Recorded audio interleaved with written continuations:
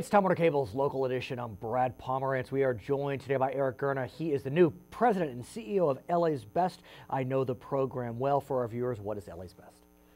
Thank you. LA's Best is an after-school enrichment program that was founded in 1988 by Mayor Tom Bradley. Sure. I was founded in 10 schools, and Mayor Bradley really founded the program because he felt the city needed to do something to help the most vulnerable kids in the most economically distressed neighborhoods.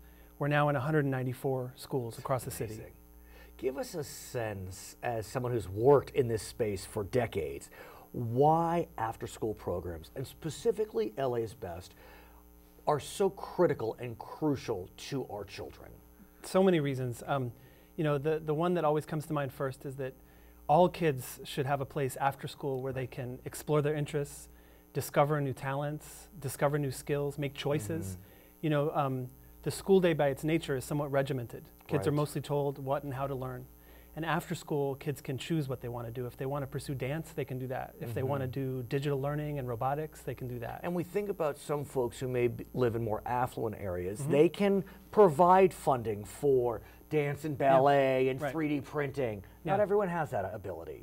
And so when you have 194 different sites throughout our great city, that's stunning. Yeah, over 25,000 kids in LA's Best and thousands more in other programs. Is there a nominal charge or is it completely free? No, it's at no cost to parents. And it has to be at no cost to parents because the parents we serve can't afford these things.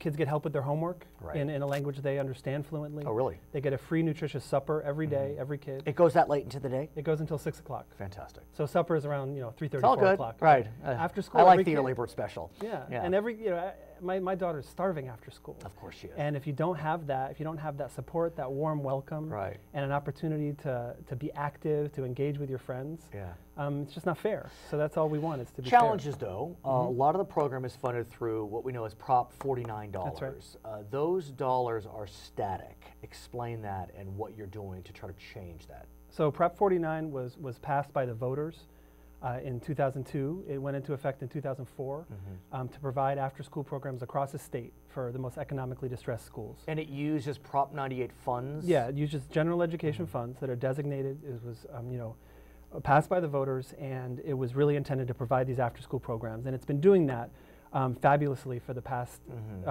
11 years. But Since 2006, the funding has been flat at $7.50 per day per kid. Why? Because that's the way the legislation was written. There was no cost of living adjustment built in.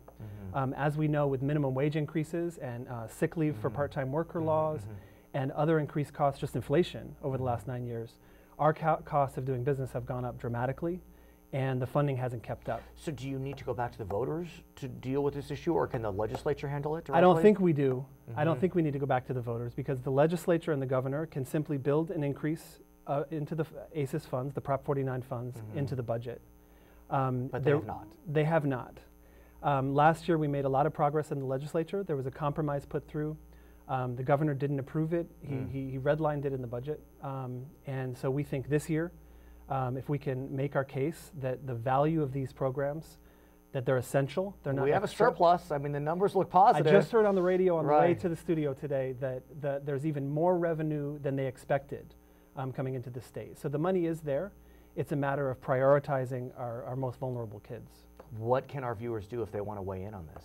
There's a couple things they can do. They can contact their policymakers, particularly the governor's office and state assembly and state senate, and let them know that after-school programs are important.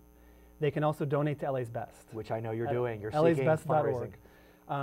We're facing an over $1 million deficit this year because of this funding gap. You'll come back? I'm happy to. He is Eric Gurna. He is the president and CEO of LA's Best, a wonderful after-school program in the city of Los Angeles. My name is Brad Pomerance, and this is Time Warner Cable's local edition.